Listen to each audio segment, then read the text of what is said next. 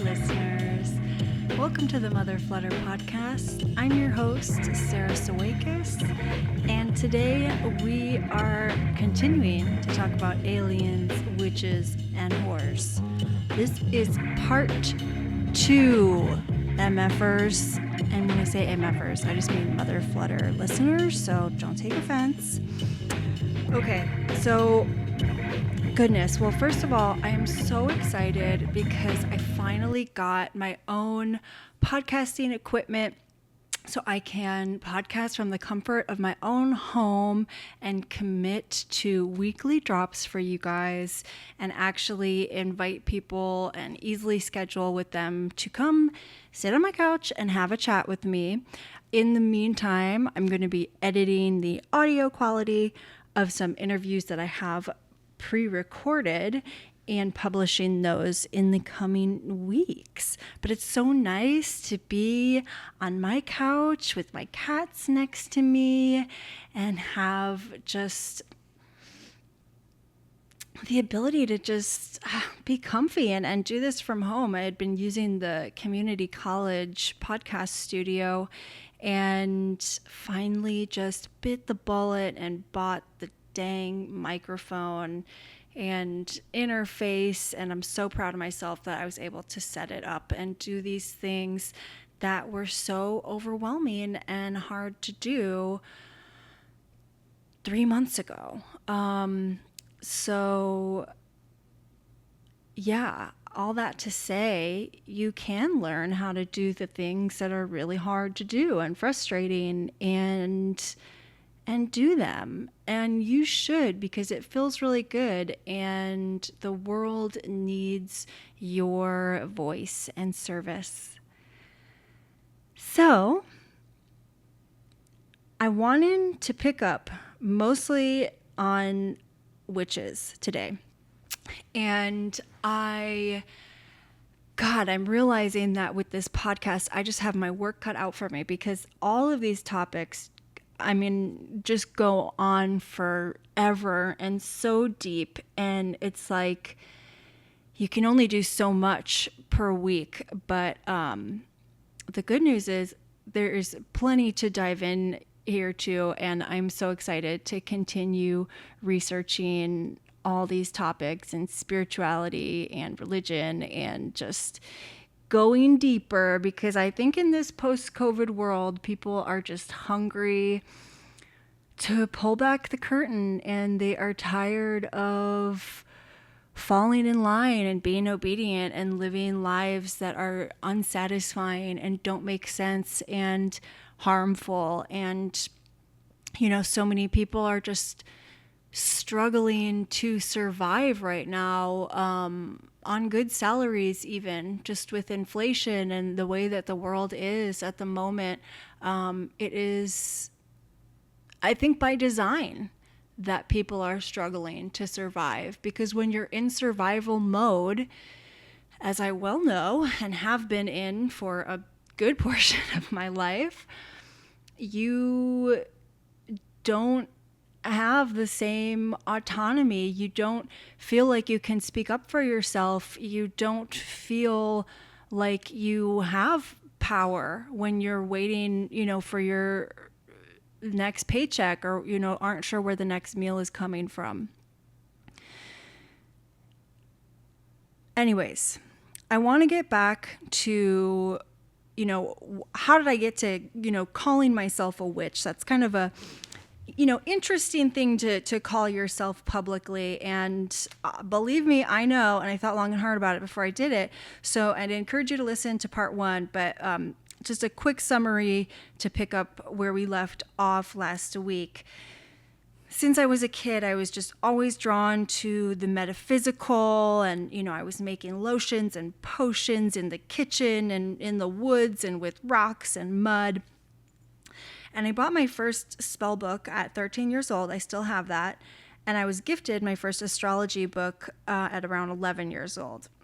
And I remember when I bought my first spell book at 13, I did a dream spell to reveal my love to me. And I, was in the kitchen and creating this little satchel of herbs and, whatever it was in this pouch to put under my pillow. And I did this chant that's in the book. And I dreamed about my crush. And I was like, oh my God, this really works. And I know that sounds kind of silly, but things like this, kept happening. And so when I was around 16 at my local crystal shop, metaphysical shop, there was a display of bookmarks, and they were like playing cards. And the display asked you, it invited you to pick a card, whichever one you were drawn to. And I picked one, there's maybe 10 cards there. And I picked the 3 of hearts. And there's this, you pick up the card and then you can read, there's this like fortune on the back. And at the bottom of this bookmark card, it says corresponding birthdays. And there were 2, November 30th and December 22nd. And November 30th is my birthday. That is the card I was drawn to. So it's about 10 cards. 2 birthdays per card, 365 birthdays a year, seems like kind of wild odds to me, but I still have that bookmark. And synchronicities like this, started happening more and more. I'm not even surprised by them anymore. Like I mentioned, I will just kind of ask the universe to, give me a sign or give me some kind of guidance or, direction. And, like I said, within the hour, I will usually see something that helps point me in the right direction or get some sort of clarity. And again, I grew up kind of loosely Catholic, but it never really resonated with me. I'm not anti-religious. It just didn't, the forms I was introduced to didn't feel good to me. And witchcraft and this metaphysical world is really how I felt connected to God and spirituality, which was something I really craved. And, in the last episode, I mentioned how I had been using the Many Moons Planner, which was created by Sarah Faith Gottesheimer. And I'd been using the Many Moons Planner for years. And in 2023, I didn't. I used this like normie planner from Target. And I'm not going to blame that planner from Target, but I really truly had like the worst year of my life in 2023, just financially, romantically, personally, professionally. It felt like I could not catch a break. And I had, some real hardships with work and family, and I was doing the right thing. And still I was just like in the eye of the storm. It felt like for so much of that year. And it was so frustrating.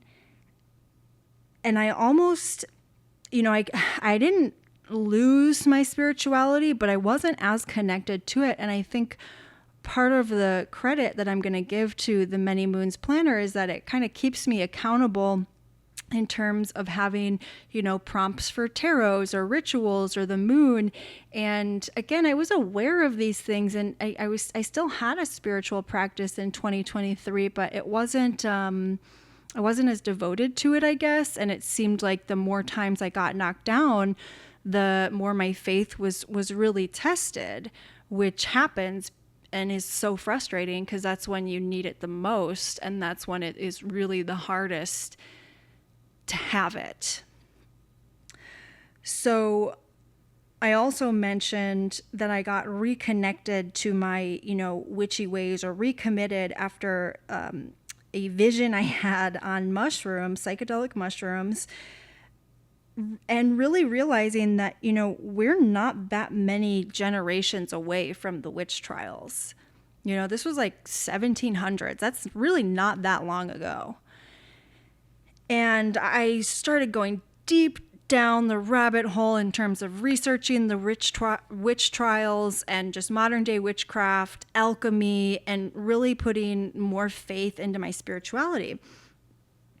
And I realized, again, that can be really hard when you're going through some heavy shit and it feels like you can't catch a break. You know, you just feel demoralized. Like, you know, God wouldn't do this shit. Like, what the fuck, you know? But I refused to give in. And like that vision I had of a witch that they couldn't persecute, naked and alone in the middle of this storm, but still standing. That's how I felt. You know, it was still standing, and I refused to give in and cave in on myself, you know? I refused to do that. And I, again, began incorporating more rituals and magic and spirituality back into my life. And everything started to change. Job opportunities, friendships, money, connection, love, lucky breaks. Like, this is not to say that there have not been challenges, but when I think back to this time last year, not knowing where my next meal would come from and just feeling so beat down, the difference is astounding. And you better believe I bought the Many Moons Planner for 2024, which again, I highly recommend.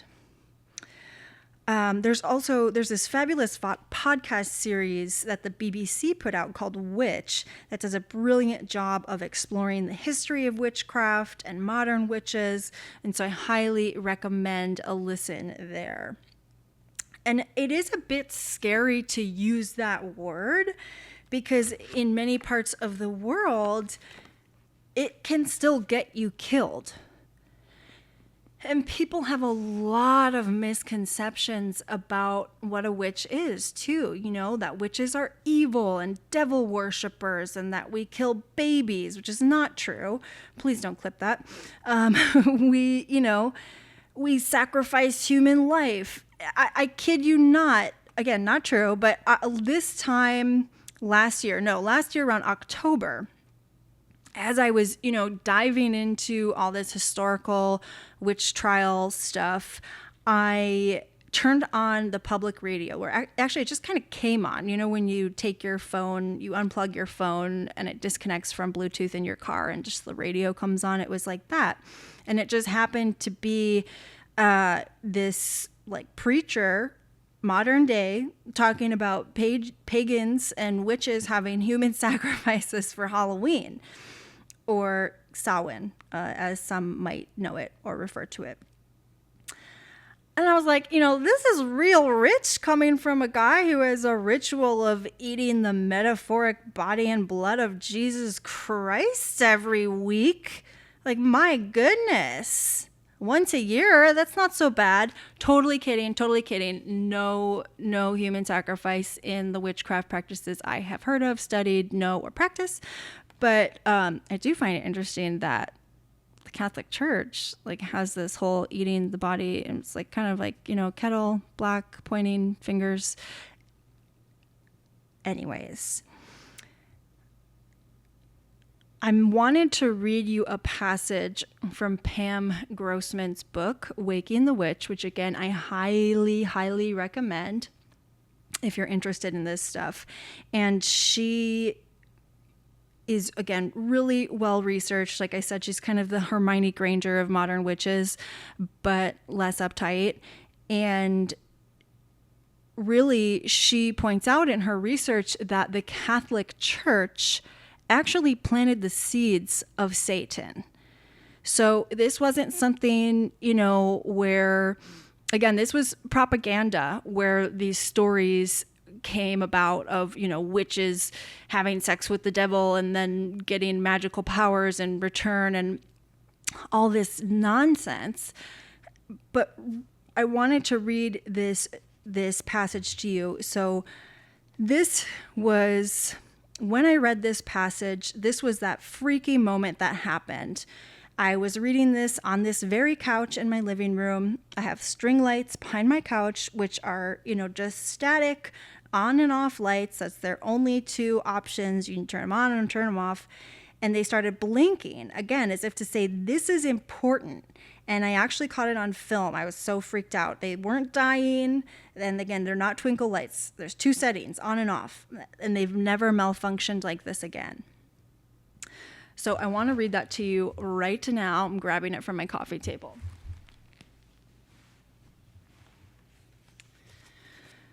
So this is on page 76 of Pam Grossman's book, Waking the Witch. Some have suggested that the church's rekindled interest in Old Scratch, the devil, was a strategic response to the sudden influx of Greek and Arabic texts about ceremonial magic that were being translated during the 12th and 13th centuries. The leaders of the church began to worry that these foreign occult influences were putting down roots in their own godly garden, unlike folk traditions or quote-unquote low magic that some of the poorer or quote-unquote simpler local citizens might have been practicing. This literary magic was a threat to the church because it appealed to a more intellectual class, including the clergy themselves. Churchmen behaving like sorcerers, something had to be done. And so, Catholic leaders began to frame this foreign magic as demonic, and any practicing magicians of this new, bookish type were smeared as devil worshippers. In the 13th and 14th centuries, the church began actively focusing on the dangers of demonic possession, and it was during this period that the employment of magic was declared an act of heresy. I don't know that word. This was made official via Pope John something 1326 bull Super Ilius Specula, which states, "With grief we discover, and the very thought of it wrings our soul with anguish, that there are many Christians only in name, many who turn away from the light which was once theirs, and allow their minds to be so clouded with the darkness of error as to enter into a league with death and a compact with hell. They sacrifice to demons and adore them. They make or cause to be made images, rings, mirrors, phials, or some such things in which by the art of magic evil spirits are to be enclosed.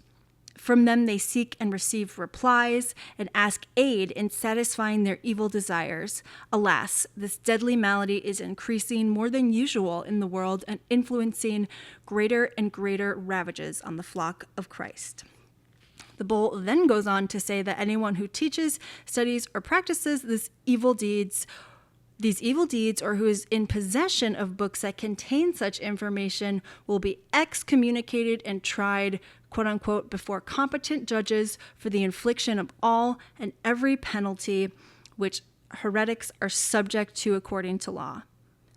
And so the seeds of Satan were planted by the church itself, which began an active campaign to inform people about this new threat. Okay. There you go, folks. There you go. Intellectual, bookish magic, threatening to the authority of the church. They're losing their own people to this type of spirituality.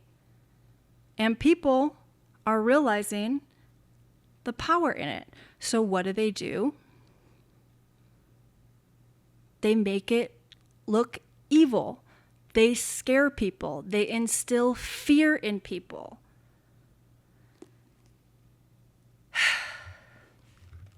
It's wild.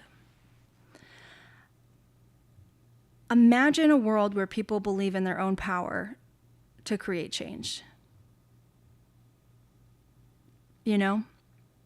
Instead of relying on a celebrity or a guru or a preacher or whatever, whether it's Dave Chappelle, in his last special, he talks about how he's a powerful dreamer, or maybe it's a witch, creating change in her own life. Like, this shit is real.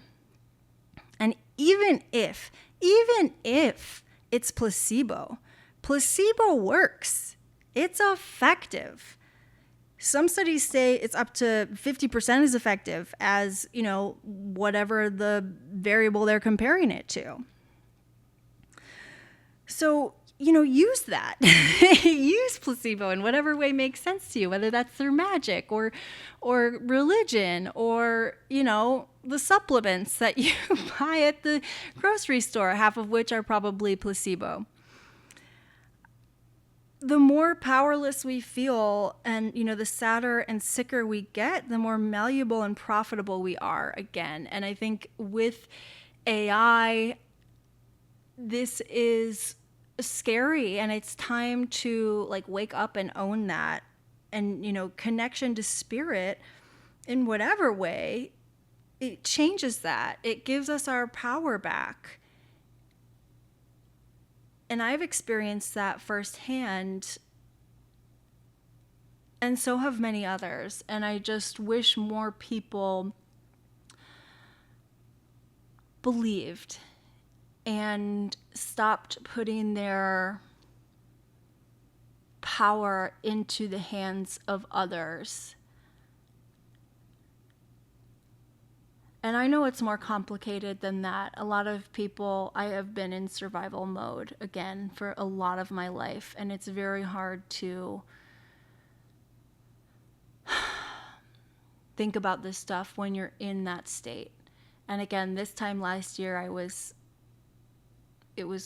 last year was a really, really challenging year. And at the time, I hated it, and I was thinking, why is this happening to me? What did I do? Why is this happening to me? And in retrospect, I'm so grateful for it, because it made so many things clear, how close we all are or could be to being that person holding up a sign on the street asking for change. How really the things that matter are our relationships with others, with animals, with spirit, to ourselves. It's making art. How I had been chasing success and money and in jobs that really were sucking the life out of me, and how that doesn't matter. I don't want to say money doesn't matter, because I've had it and I've not had it, and it definitely matters. And when you're constantly thinking about where it's coming from, it's extremely stressful, and again puts you in that state of survival where it's so much harder to think about being sovereign and, owning your power and whatever, waking up when you're just trying to live or, even feed your kids, in some cases, or your kitties. But I'm so grateful, because it just gave me so much perspective. And again, I think those tests of faith are the times when it's hardest to believe in something, but it's also the most important. And my faith was just fully restored again, because I held on to that thread of hope and chose to trust and believe and hold on. And because I said, I'm still standing, and you motherfuckers aren't going to knock me down. And if you're going through something like that, I just beg you. No, I don't want to beg you. That's not the right word. I encourage you to find faith and spirituality in whatever way it makes sense to you. Okay, guys. That's what I have for you today. Thank you for listening. I promise these will not all be monologues. I'm going to edit an interview and post the very first Mother Flutter podcast interview next week. And again, I now have the equipment to invite people into my home and continue having these juicy conversations about magic and science and traumedy and witches and aliens and horrors. So stay tuned. I will see you next time. Thank you for listening, and send me a DM on Instagram. I'm just at Sarah Sawakis. Tell me who you want to hear. Tell me who I should have on the pod. What kind of questions do you want to address? What questions do you have? And yeah, I love you guys. Thanks for listening. I'll talk to you next time. Bye.